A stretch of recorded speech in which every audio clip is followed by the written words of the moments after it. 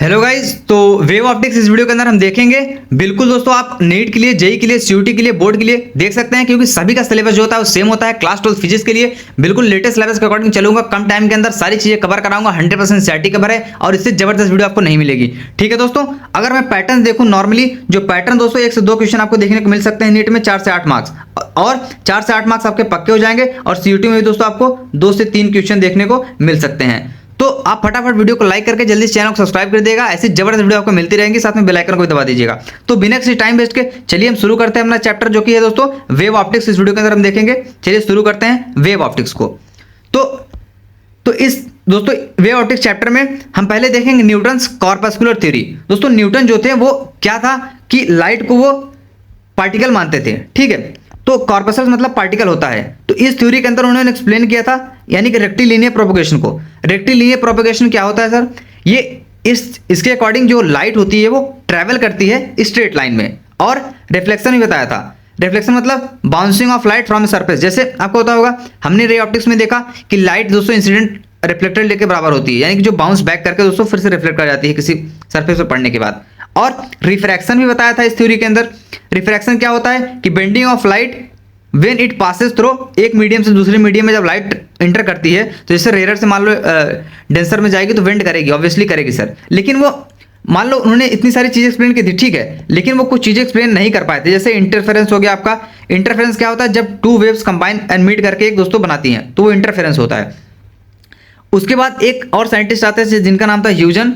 उन्होंने wave theory दी। ह्यूजन ने wave theory दी दोस्तों। उनके अकॉर्डिंग क्या था कि उन्होंने एक्सप्लेन किया था रेक्टिलिनियर प्रोपगेशन को। रेक्टिलिनियर प्रोपगेशन क्या होता है? वही चीज़ है, ठीक है। और इंटरफेरेंस को बता दिया था उन्होंने, लेकिन ये न्यूटन नहीं एक्सप्लेन कर पाए थे इंटरफेरेंस को। और रिफ्लेक्शन भी बताया था इन्होंने, रिफ्रैक्शन डिफ्रैक्शन बता दिया था। लेकिन भाई साहब ये जो थे, ये भी वो नहीं बता पाए थे। वो क्या होता है सर? वो क्या होता है? जैसे पोलराइजेशन नहीं बता पाए थे, photo electric effect, Compton effect, ये सारी चीज़ें हमारे ह्यूजन भाई साहब भी नहीं बता पाए थे। लेकिन सभी साइंटिस्ट के अकॉर्डिंग, मतलब उनके हिसाब से, ह्यूजन के हिसाब से लाइट वेव थी, आइंस्टीन के हिसाब से पार्टिकल थी, और मैक्सवेल के हिसाब से इलेक्ट्रोमैग्नेटिक वेव थी। तो सभी साइंटिस्ट के हिसाब से अलग अलग चीज़ थी। अब तो लेकिन माना किसका जाए? तो अब हम देखेंगे दोस्तों वेव जो मतलब मैक्सवेल की थ्योरी, ह्यूजन की थ्योरी थी, तो उसमें उन्होंने वेव फ्रंट के बारे में भी बताया था। और वेव फ्रंट क्या होता है? तो वेव फ्रंट एक सरफेस होता है जो दोस्तों कनेक्ट होता है सभी पॉइंट से जो वाइब्रेट करते हैं। देखो वेव है, कोई वाइब्रेट करके चलेगी, सिंक करेगी, सेम फेज में, फेज सेम होना चाहिए ऑफ अ वेव। और ये हमको बताती है कि कैसे वेव प्रोपेगेट कर रही है। देखो प्रोपेगेशन ऑफ वेव कई तरीके से हो सकते हैं, ठीक है। ट्रांसवर्स होता है, लॉन्गिट्यूडिनल हो सकता है। ट्रांसवर्स और लॉन्गिट्यूडिनल क्या होता है भैया? तो देखो ट्रांसवर्स जो कि आपका होता है, क्या बोलते हैं, जो परपेंडिकुलर होता है, और लॉन्गिट्यूडिनल आपका पैरेलल होता है। तो ठीक है, प्रोपेगेट कर सकते हो डिफरेंट मीडियम, अलग अलग मीडियम के अंदर। तो यहाँ पर दोस्तों इक्वेशन ऑफ वेव दिया गया है, जो कि आप एसएचएम में भी देखेंगे, वेव में, जो कि देखा होगा आपने, देखे हुए हैं आगे। तो इसमें क्या था कि जो इक्वेशन थी वो थी y = a sin omega t plus के एक्स प्लस फाई, ठीक है।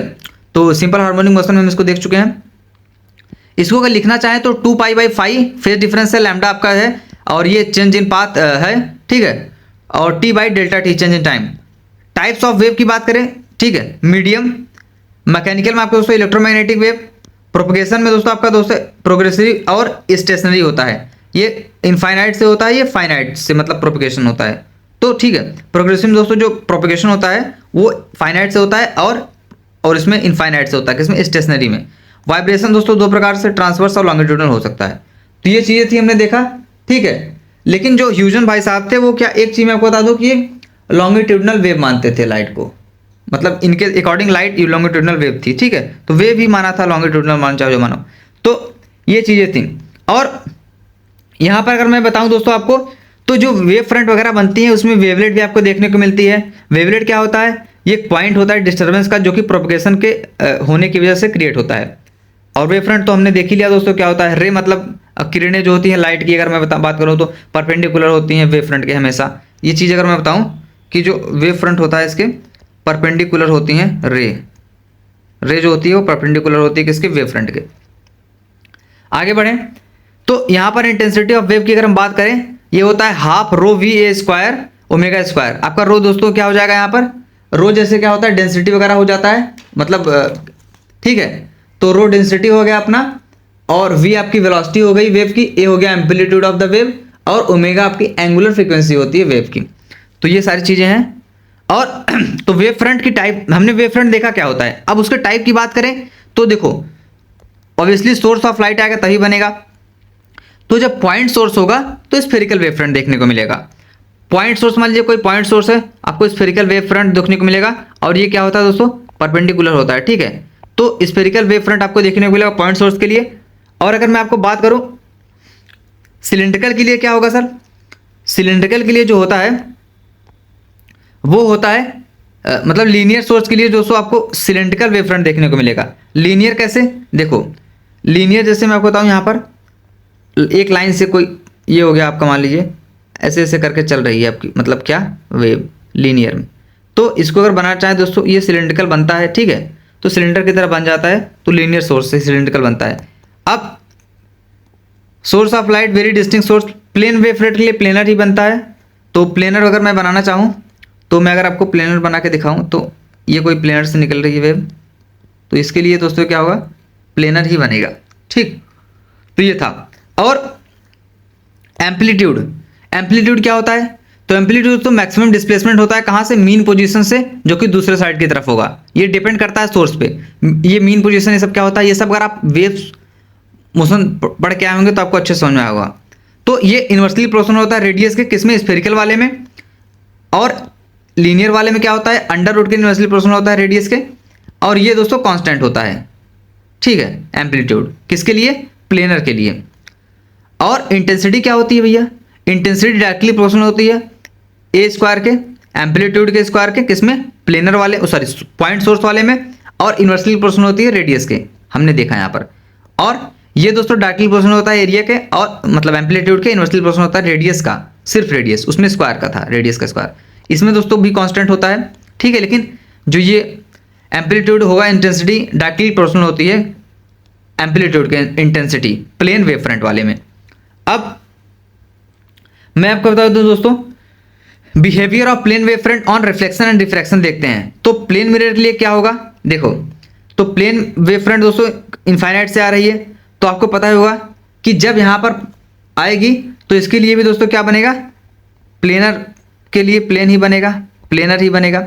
तो प्लेनर वेव यहाँ पर जो वेव फ्रंट बनेगी, क्योंकि जब इंसिडेंट और रिफ्लेक्टेड बराबर ही आ रही है तो प्लेन ही है, सेम ही है। कॉन्वेक्स लेंस के लिए दोस्तों क्या होगा, पॉइंट सोर्स बनेगा, मतलब स्फेरिकल वेव फ्रंट बनेगा, ठीक है। लेकिन इसका नेचर जो होगा वो कन्वर्जिंग होगा, नेचर जो होगा वो कन्वर्जिंग होगा, कन्वर्जिंग नेचर देखने को मिलेगा। और कॉन्वेक्स लेंस के लिए, सॉरी कॉनकेव के लिए जो प्लेनर वेव फ्रंट होंगे वो स्फेरिकल वेव फ्रंट बनाएगा, लेकिन नेचर इसका जो होगा वो डाइवर्जिंग होगा, डाइवर्जिंग नेचर होगा। और प्रिज्म के लिए दोस्तों प्लेनर होगा, और थोड़ा सा डेविएट कर जाएगा मगर प्लेनर ही होगा। और इसके लिए दोस्तों बराबर ही है भाई, ठीक है। और इंटरेक्शन ऑफ लाइट की बात करें तो हम लाइट को कभी रे मानेंगे, कभी वेव, कभी पार्टिकल, कब मानेंगे दोस्तों, जैसे जब लेंथ जो ऑब्जेक्ट की होगी वो वेव लेंथ से ज़्यादा होगी, तब हम इसको लाइट को एज अ रे मानेंगे, किरणें। जैसे आप बहुत दूर से लाइट आती है दोस्तों, तो ठीक है, तो रे गिरती है मतलब सन से अर्थ पे, तो क्या होता है कि वेवलेंथ लाइट जो होता है वो बहुत स्मॉल होता है, साइज ऑफ ऑब्जेक्ट या फिर इंटरेक्ट करेगी जो लाइट से, तो उसको हम रे की तरह ट्रीट करते हैं। लेकिन अगर बराबर होगा यही तो उसको हम एज अ वेव क्रिएट मतलब कंसिडर करेंगे, ठीक है। और जैसे आपका इलेक्ट्रॉन, प्रोटॉन, अल्फा पार्टिकल, तो पार्टिकल्स हैं, तो लाइट बिहेव करती है पार्टिकल्स की तरह भी। जैसे फोटॉन्स आपके हो गए, इमिट होते हैं जब इंटरेक्शन होता है दोस्तों एटॉमिक और सब एटॉमिक लेवल पे। आप फोटो इलेक्ट्रिक इफेक्ट में इलेक्ट्रॉन इजेक्ट होते हैं, थ्रेशोल्ड फ्रीक्वेंसी होती है, मतलब जितना उससे ज़्यादा होनी चाहिए उसके बाद रिलीज करेंगे। सब चीज़ डिटेल में पढ़ेंगे हम dual nature of matter radiation में। तो क्वांटम इफेक्ट भी होता है। तो ये सारी चीज़ें थी। अब हम यहाँ पर देखेंगे दोस्तों कि सोर्स क्या होता है। देखो सोर्स फेज डिफरेंस जिसका टाइम के साथ कांस्टेंट रहेगा वो कोहेरेंट सोर्स होता है, जिसका वेरिएबल होगा वो इनकोहेरेंट होता है। तो ये क्या होता है सर, जैसे देखो यानी कि कोई दो सोर्स सेम फ्रीक्वेंसी का जो ऑक्सीलेट करेगा कांस्टेंट फेज में, यानी कि फेज इसका दोस्तों क्या होगा टाइम के साथ कांस्टेंट रहेगा, तो वो क्या होता है कोहेरेंट सोर्स। वहीं अगर दोस्तों जो इंडिपेंडेंट होगा, मतलब क्या बोलते हैं उसको, देखो मतलब जो नहीं करेगा, ठीक है, सेम फेज में नहीं रहेगा, उसकी फ्रीक्वेंसी सेम नहीं रहेगी, वो इनकोहेरेंट हो जाएगा। जैसे कोहेरेंट का एग्जांपल अगर मैं बताऊं आपको दोस्तों, एक सोर्स हो गया कोई S1 और कोई S2, मतलब ये दो सोर्स हो गए आपके, ये दो सोर्स हो गया, तो फ्रीक्वेंसी इनकी क्या है, सेम है। तो ये दोस्तों क्या हो रहे हैं, मतलब यहाँ पर आके मिल रहे हैं, जैसे कोई x1 डिस्टेंस हो गया, x2 डिस्टेंस हो गया, तो इनकी फ्रीक्वेंसी जो है वो क्या है, f1, यानी कि सोर्स 1 की फ्रीक्वेंसी सोर्स 2 के बराबर है, यानी f1 जो फ्रीक्वेंसी दोनों की बराबर है। तो और डेल्टा फाई जो है इनका ये कांस्टेंट होगा, फेज डिफरेंस जो होगा वो कांस्टेंट होगा, फेज डिफरेंस कांस्टेंट होना चाहिए। लेकिन जो टाइम के साथ वेरी करेगा, कांस्टेंट नहीं होगा, चेंज होता रहेगा, तो वो इनकोहेरेंट होता है।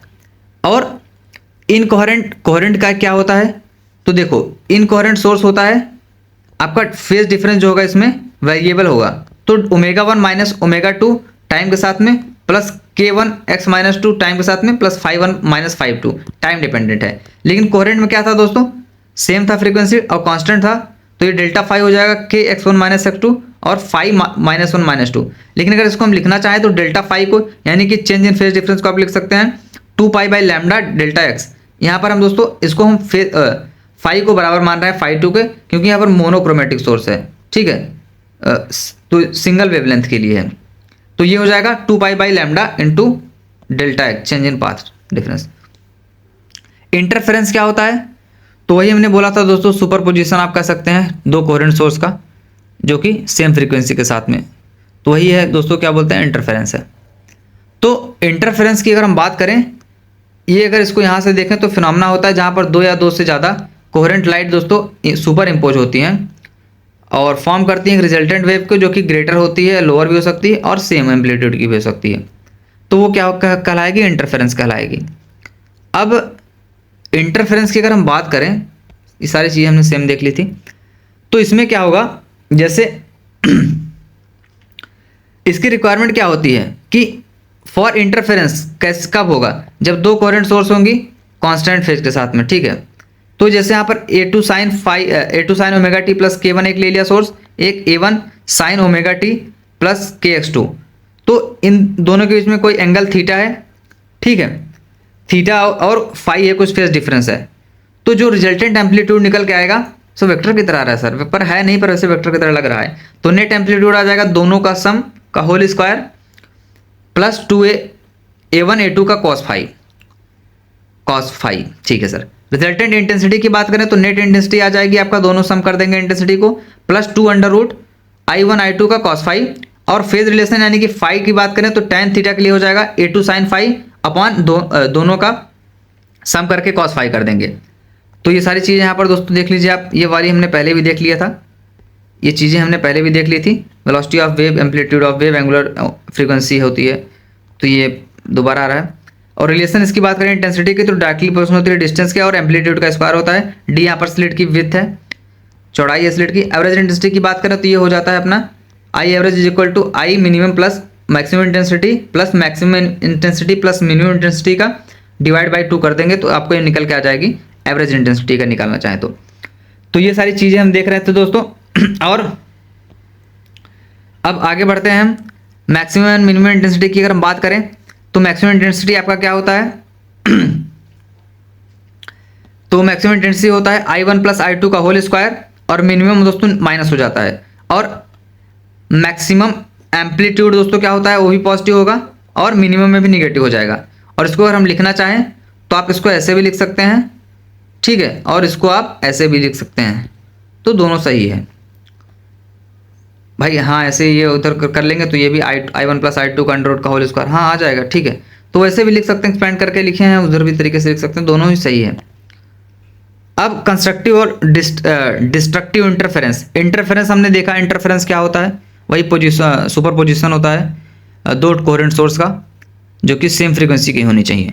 तो इसमें दो चीज़ें आपकी बनती हैं, एक क्या बोलते हैं उसको, डिस्ट्रक्टिव और कंस्ट्रक्टिव इंटरफेरेंस फॉर्म होता है, जिसका फाई 0 डिग्री होगा, कॉस फाई 1 हो जाएगा, और मैक्सिमम इंटेंसिटी दोस्तों क्या हो जाएगा I1 plus I2 2 under root I1 का स्क्वायर, जिसको हम I1 प्लस I2 का होल स्क्वायर लिख सकते हैं। कैसे यहाँ पर दोस्तों देख रहे हैं, मैक्सिमम यहाँ पर यही सारी चीज़ें यहाँ पर लिखी गई हैं। मैक्सिमम एम्पलीट्यूड दोनों का सम कर देंगे A1 प्लस A2 का, और अगर जो इंटेंसिटी पहले की है दूसरे के बराबर है तो आई नॉट यहाँ पर दोस्तों मैक्सिमम इंटेंसिटी 4 आई नॉट हो जाएगा। डायरेक्ट क्वेश्चन बन सकता है। फाई जो होगा वो 2n पाई होगा इवन के लिए, और डेल्टा एक्स दोस्तों जो हो जाएगा n पाई इंटीग्रल, और n की जगह पर हम दोस्तों 0 1 2 3 4 5 ऐसे सो ऑन मतलब और भी चीज़ें लिख सकते हैं।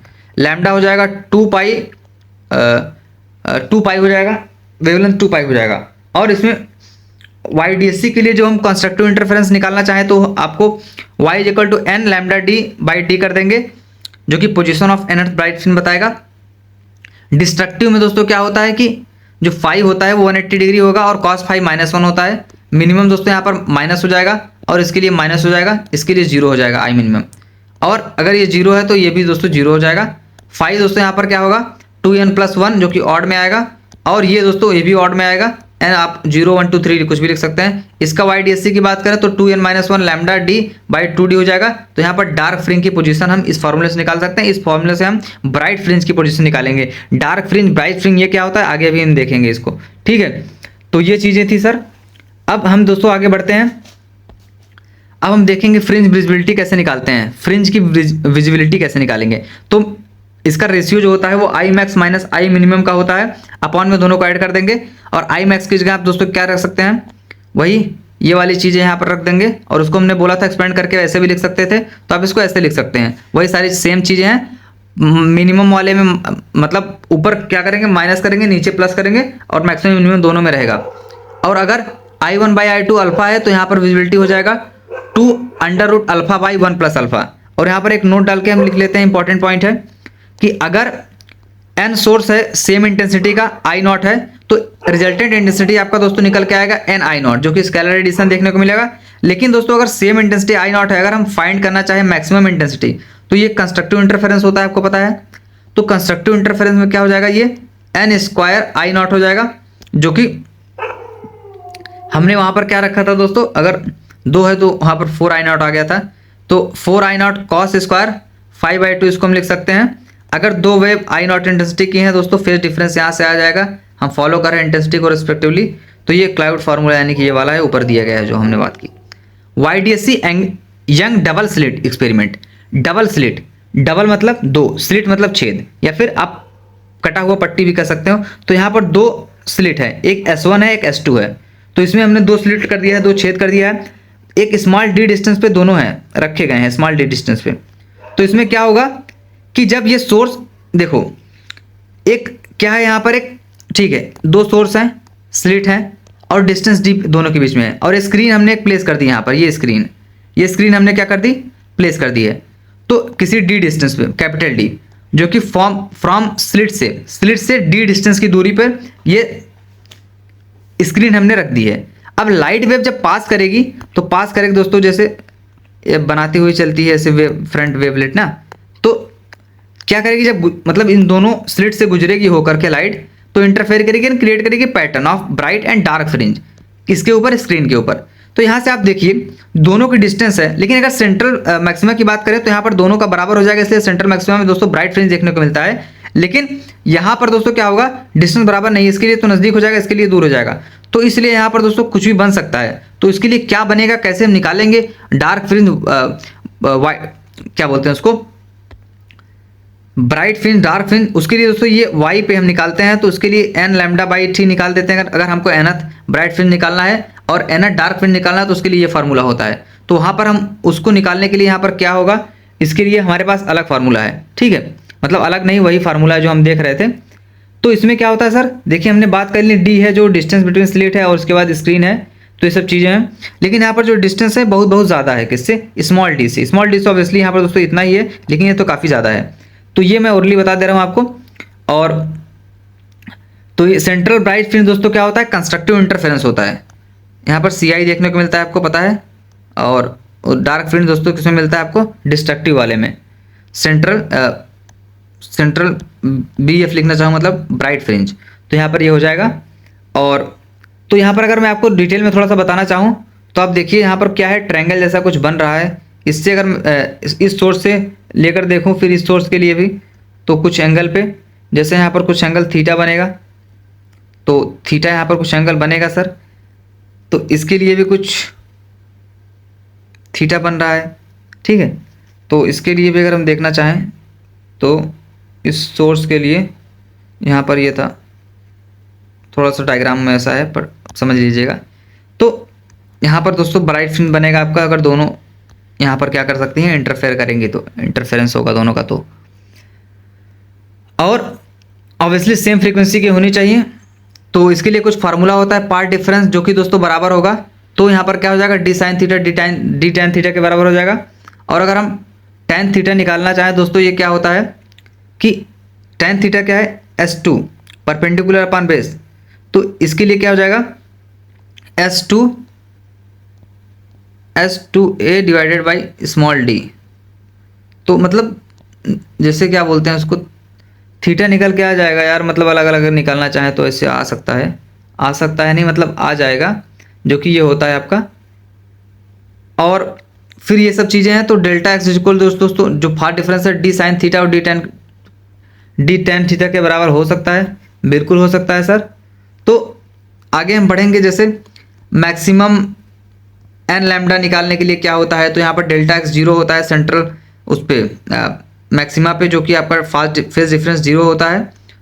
और सॉरी डेल्टा एक्स तो पार्ट डिफरेंस जीरो होता है, और पार्ट डिफरेंस की हमने बात कर ली थी। तो ये सब चीज़ें हैं। और अगर आप निकालना चाहें तो इसके लिए क्या बोलते हैं कि जैसे जैसे ऊपर बढ़ेंगे, मतलब आगे बढ़ेंगे पीछे की तरफ, ऊपर की तरफ, तो ये वैल्यू चेंज होती रहती है। जैसे यहाँ पर दोस्तों लैम्डा है, तो फिर और ऊपर थोड़ा सा जाएंगे हम, सेंट्रल मतलब ब्राइट फ्रिंज से थोड़ा ऊपर की तरफ जाएंगे तो क्या होगा, लैम्डा बाई 2 हो जाएगा। फिर यहाँ पर एक पॉइंट के बाद लैम्डा दोस्तों क्या है, डेल्टा एक्स के बराबर आ जाएगा। तो ये सारी चीज़ें हैं, 5 बाई लैम्डा 2, 3 बाई 2 लैम्डा 2। फिर अगर डेल्टा 2 से हम आते हैं नीचे की तरफ तो ऐसा होगा। तो ये मतलब चार्ट टाइप बना दिया गया है पैटर्न, जो कि ये यंग डबल स्लिट एक्सपेरिमेंट के ही central fringe, bright fringe, dark fringe, interference की वजह से जो चीज़ें चेंज आ रही हैं वो सब यहाँ पर लिखा गया है। तो ये सारी चीज़ें थी थोड़ा सा कंसाइज वे में, अगर इसको नहीं देखते हैं तो भी चल जाएगा, इतने से काम आपका चल जाएगा जो मैं बता रहा हूँ। तो अब ये हमने चीज़ें देख ली दोस्तों, क्या क्या चीज़ें थी, ठीक है। कंस्ट्रक्टिव, डिस्ट्रक्टिव, इंटरफेरेंस, ये भी सारी चीज़ें देख ली है। तो वही मैं आपको बता रहा था। तो यही सेंट्रल फिट से जब ऊपर की तरफ जाते हो, जैसे यहाँ पर दोस्तों क्या हो जाएगा, लैम्डा था तो यहाँ पर दोस्तों मान लो लैम्डा बन गया, तो यहाँ पर दोस्तों लैम्डा बाई 2 बन गया। तो फिर ऐसे मतलब होगा, ठीक है। वही है पोजीशन ऑफ, अगर हम डार्क फ्रिंज की निकालें तो nth ब्राइट फ्रिंज के लिए हो जाएगा Y N is equal to N lambda D, ठीक है। और डार्क फ्रिंज के लिए क्या हो जाएगा, वाई एन जो हो जाएगा N plus half lambda D by D. और डी क्या होता है, वही स्लिट के स्क्रीन और स्लिट के बीच के डिस्टेंस, और स्मॉल डी होता है दोनों स्लिट के बीच के डिस्टेंस। फ्रिंज विथ बीटा जो होता है Y N th bright minus Y N minus N th bright कर देंगे, आ जाएगा। जिसके लिए दोस्तों फार्मूला अगर हम लैम्डा डी बाई डी से भी निकाल सकते हैं। और एंगुलर फ्रिंज विड्थ होता है आपका, जो कि एंगुलर फ्रिंज विड्थ थीटा है। तो थीटा जो हो जाएगा बीटा बाई डी होता है, और लैम्डा बाई डी भी लिख सकते हैं।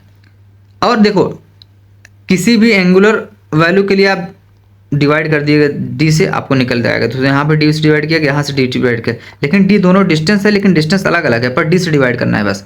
दोस्तों जो स्क्रीन पे बन रही थी चीज़ें, जो कि सेंट्रल ब्राइट फ्रिंज यहाँ पर बनेगी, डेल्टा एक्स 0 होता है जो मैंने बोला था आपको। तो आप आगे जैसे बढ़ेंगे, ठीक है, 3 लैम्डा बाई 2 डार्क, फिर ब्राइट, फिर dark, 3 bright, 3 lambda, 5 lambda by 2, total distance ऊपर नीचे आएंगे। इंटरफेरेंस बनेगा अलग अलग दोस्तों, bright dark bright dark bright, तो ऐसा एक इंटरफेरेंस बनता है मतलब। तो वही सारी चीज़ें थी जो हमने देख ली दोस्तों, थोड़ा सा इसको कंसाइज वे में। अगर इन दोनों को आप ऐड करते हो तो 5 लैम्डा बाई 2, 3 लैम्डा बाई 2 यहाँ पर आ रहा है। तो ये सब चीज़ें थी। और अगर आगे हम बढ़ना चाहें तो आगे बढ़ेंगे हम यहाँ पर दोस्तों। और अब जो YDSC है दोस्तों, अलग अलग मीडियम के लिए क्या होगा, तो एयर के लिए, लिक्विड के लिए क्या होगा, तो यहाँ पर दोस्तों जो म्यू एयर होता है वो वैक्यूम से ज़्यादा होगा। क्यों, वैक्यूम में दोस्तों कोई मीडियम नहीं होता है, ठीक है। इन वैक्यूम जो होगा इंटरफेरेंस लार्ज बीटा देखने को मिलेगा। बीटा क्या है आपका, फ्रिंज ब्रिथ देखने को मिलता है वैक्यूम में, जो कि इन्वर्सली प्रोपोर्शनल होता है मीडियम के। तो एयर में हम बात करें जो फ्रिंज ब्रिथ आएगा वो लैम्डा डी बाई डी निकल के आएगा, और इसमें बी बाई म्यू। इसमें जो एंगुलर विड्थ निकल के आएगी वो लैम्डा बाई डी होती है, एंगुलर विड्थ ही होता है ना, एंगुलर विड्थ ही होता है। इसमें आपका थीटा बाई म्यू, और मैक्सिमम जो YDSC में जो अगर हम लेंथ निकालना चाहें तो हो जाएगा n लैम्डा बाई डी, इसके लिए भी n लैम्डा म्यू डी। यहाँ पर मीडियम है तो दोस्तों लिक्विड है कुछ, तो ये म्यू हो जाएगा, म्यू कुछ मीडियम को रिप्रेजेंट कर रहा है। इसके लिए दोस्तों अगर हम निकालना चाहें मिनिमम के लिए तो ये आ जाएगा आपका 2n minus 1 lambda D by D, और इसके लिए यहाँ पर म्यू आ जाएगा, बाकी सारी चीज़ें सेम रहेंगी। फ्रीक्वेंसी सेम है तो यहाँ पर ये लैम्डा जो है वो लैम्डा बाई म्यू होगा। और वाइट लाइट दोस्तों को पता होगा, हम फाइंड करते हैं इससे सेंट्रल मैक्सिमा को, तो जो सबसे सेंट्रल मैक्सिमा के नियरेस्ट होती है ब्लू लाइट होती है, फिर सेंट्रल में आपको पता है वाइट और ब्राइटेस्ट देखने को मिलती है, और सबसे दूर जो होती है वो रेड लाइट होती है। तो शेप ऑफ फ्रिंज की बात करें दोस्तों, शेप ऑफ फ्रिंज कैसे निकालेंगे, तो यहाँ पर 2 स्लिट है, तो 2 स्लिट को जब यूज करेंगे तो आपको दोस्तों हाइपरबोलिक फ्रिंज देखने को मिलेगी, ठीक है। लेकिन अगर 2 पिन होल स्लिट देखते हैं तो परफेक्टली फ्रिंज आपको देखने को मिलेगी। और वहीं जब 2 hole along with the line joining of source and screen करेंगे तो आपको सर्कुलर फ्रिंज देखने को मिलती है। 2 स्लिट में दोस्तों आपको हाइपरबोलिक, पिन स्लिट वाले में आपको मिलेगी परफेक्टली फ्रिंज। लेकिन जब 2 होल अलॉन्ग साथ में सोर्स जा रहा है कोई लाइन ज्वाइनिंग सोर्स से और स्क्रीन से, तो आपको सर्कुलर फ्रिंज देखने को मिल रही है, जैसा कि आप लोग विजुअलाइज कर पा रहे होंगे इमेज के साथ में। ऑप्टिकल पाथ की बात करें हम दोस्तों, तो ऑप्टिकल पाथ क्या होता है, देखो ऑप्टिकल पाथ अगर होता है जो यहाँ पर दोस्तों एयर के लिए जो हो जाएगा फेज डिफरेंस जो होगा वो हो जाएगा 2 पाई बाई लैम्डा टी, और किसी मीडियम के लिए हो जाएगा लैम्डा बाई म्यू, और जिसको हम नया फेज डिफरेंस जो आएगा वो 2 पाई लैम्डा म्यू टी भी लिख सकते हैं टोटल के लिए। और ये YDSC में स्लैब कोई म्यू मीडियम का स्लैब है, और RI दोस्तों यहाँ पर क्या है इंसर्ट किया गया इन पाथ ऑफ S1 यानी कि सोर्स है कोई, तो D sine theta T mu minus 1 आ जाएगा। और चेंज इन जो उसका पोजीशन होगा डेल्टा वाई बाई डी, जिसको हम टी म्यू माइनस 1 से लिख सकते हैं, और एंगुलर फ्रिंज विड्थ निकल के आ जाएगा लैम्डा डी बाई डी।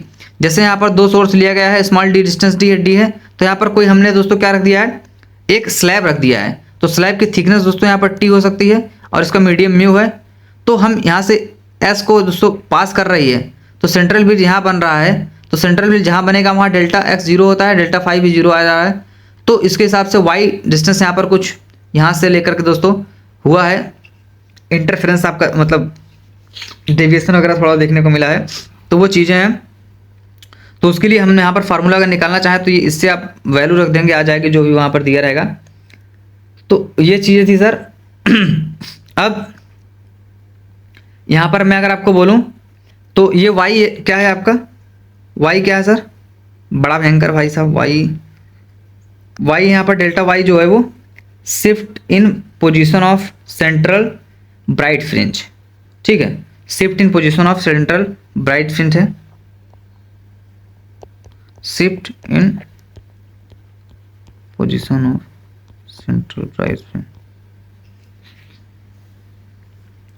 तो इसको आप ऐसे लिख सकते हैं, लिखना चाहें तो, अगर जो है वैसे भी नहीं है। जो रे पास करेगी दोस्तों स्लैब से, extra optical path mu T delta x 0 बनाएगी, S2 इंक्रीज हो जाएगा, तो यहाँ पर सेंट्रल मैक्सिमम शिफ्ट हो जाएगा दोस्तों toward the slit with A slab, slit की तरफ शिफ्ट हो जाएगा सेंट्रल मैक्सिमम, जहाँ यहाँ बनना चाहिए था यहाँ की जगह यहाँ बनेगा। तो ये चीज़ें थी सर जो कि यहाँ पर क्या हो रहा है हमने देखा। और पोजीशन ऑफ सेंट्रल ब्रिज के लिए यहाँ पर ये फार्मूला यूज कर सकते हैं आप स्लैब वाले में।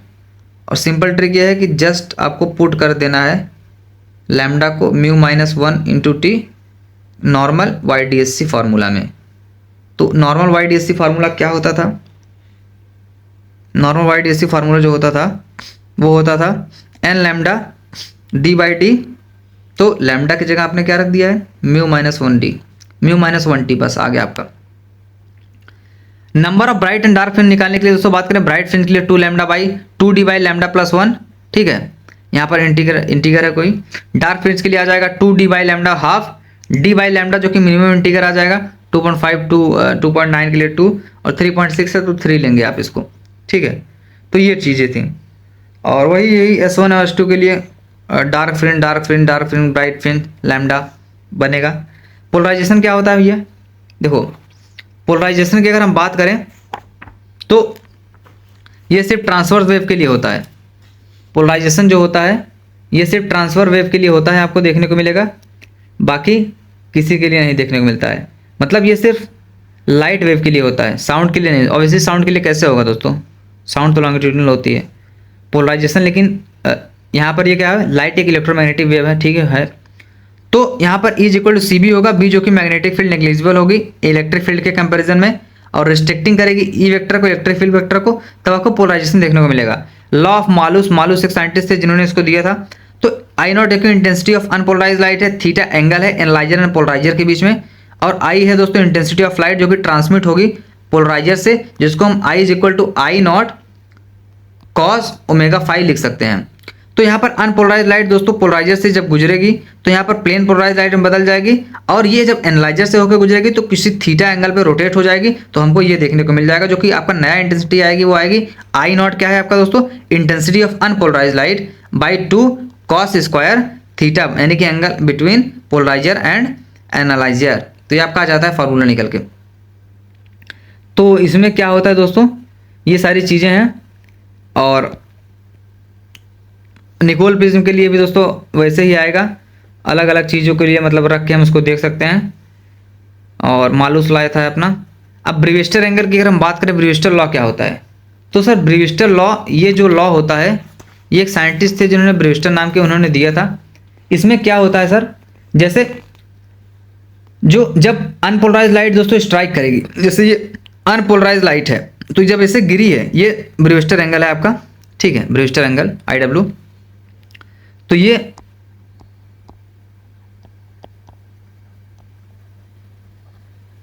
जब ये अनपोलराइज लाइट दोस्तों स्ट्राइक करेगी तो ये रिफ्लेक्ट करेगी, कोई R2 रिफ्लेक्ट कर रहा है, दोनों तरफ रिफ्लेक्ट कर रही है। तो एयर यानी कि दोस्तों रेयर से डेंसर मीडियम में जा रही है लाइट, अनपोलराइज लाइट।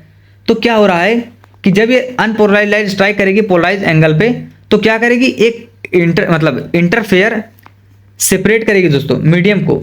तो यहाँ पर जो रिफ्लेक्टेड लाइट है वो कंप्लीटली पोलराइज हो जाएगी, ठीक है, कंप्लीटली पोलराइज हो जाएगी और रिफ्लेक्ट करेगी और रिफ्रैक्ट भी कर सकती है नॉर्मल में, लेकिन तो उसको हम नॉर्मल यानी कि ब्रीविस्टर लॉ बोलते हैं। लेकिन कुछ केसेस भी हो सकते हैं जब यहाँ पर दोस्तों जो इंसिडेंट यानी कि जो स्ट्राइक कर रही है लाइट, रिफ्लेक्टेड लाइट के पार्सली पोलराइज कर सकती है। जब यहाँ पर रिफ्रैक्ट हो जी तो ये R2 जो है वो पार्सली पोलराइज हो गया लाइट, ठीक है, डेंसर मीडियम में। लेकिन यहीं से अगर दोस्तों फिर से इंसिडेंट जो रेयर से रेयर मीडियम में ही हो गई, तो यहाँ पर क्या हो गई, 100% पोलराइज हो गई, जो कि परपेंडिकुलर होगी प्लेन ऑफ इंसिडेंस के। तो 90 डिग्री बना रही है, आप देख पा रहे होंगे, ठीक है। तो दोनों एक दूसरे के परपेंडिकुलर हो जाएंगी। तो यहाँ पर जो थीटा होता है यानी कि एंगल होगा वो ग्रेटर देन 45 होगा, ऑब्वियसली 90 डिग्री का बनाएगा, ये हो गया। और तो ये परफेक्टली पोलराइज हो जाएगी आपका। और लेकिन पार्सली पोलराइज के लिए आपका दोस्तों क्या है कि पार्सली पोलराइज के लिए जो आई है यानी कि आपका क्या है, इंसिडेंट मतलब जो बनेगा पोलराइजिंग एंगल, या फिर उसको कह सकते हो आप ब्रीविस्टर एंगल भी बोल सकते हो, वो इसके बराबर होगा, तब ये होगा पार्सली पोलराइज, यानी कि जैसे बराबर ही है उतने पे ही है, ठीक है, तो पार्सली पोलराइज हो जाएगा। लेकिन रेयर से रेयर में ही रिफ्लेक्ट हो गया, मतलब उधर चला गया है, तो वो क्या हो जाएगा, 100% पोलराइज हो जाएगा। और इसके लिए जो होता है फॉर्मूला होता है tan -1, मतलब tan इनवर्स भी कह सकते हैं इसको, म्यू हो गया यहाँ पर दोस्तों, कोई मीडियम है, और tan के लिए दोस्तों म्यू 2/μ1 भी लिख सकते हैं। अब डिफ्रैक्शन की बात करें हम, डिफ्रैक्शन क्या होता है, तो देखो डिफ्रैक्शन जो होता है वो क्या होता है सर, डिफ्रैक्शन की अगर हम बात करें दोस्तों तो bending of wave around an object from prominent bending, जो कि एस यहाँ पर क्या है, अप्रॉक्सीमेटली इक्वल होगी वेवलेंथ के, ठीक है। तो इसमें दो तरीके के डिफ्रैक्शन होते हैं, फ्रेस्नेल और फ्राउनहोफर। फ्रेस्नेल में क्या होता है, सोर्स और स्क्रीन दोस्तों कहाँ होते हैं, फाइनाइट डिस्टेंस पे, और स्फेरिकल वेव फ्रंट फॉर्म करता है। लेकिन इसमें सोर्स और स्क्रीन होंगे इनफाइनाइट डिस्टेंस से, और प्लेनर वेव फ्रंट फॉर्म करता है, ठीक है। प्लेनर वेव फ्रंट हमने देखा था वहाँ पर दोस्तों इनफाइनाइट से वेव लाइट रे या फिर वेव फ्रंट आ रही थी, तो प्लेनर ही बन रहा था, तो सोर्स वहाँ पर क्या था, इनफाइनाइट से आ रहा था। लेकिन स्फेरिकल वाले में क्या होता है दोस्तों, फाइनाइट डिस्टेंस रहता है, तो इसलिए आपको अलग अलग तरीके के देखने को मिल रहा था वहाँ पर। तो ये सारी चीज़ें थी, हम आगे देख रहे हैं।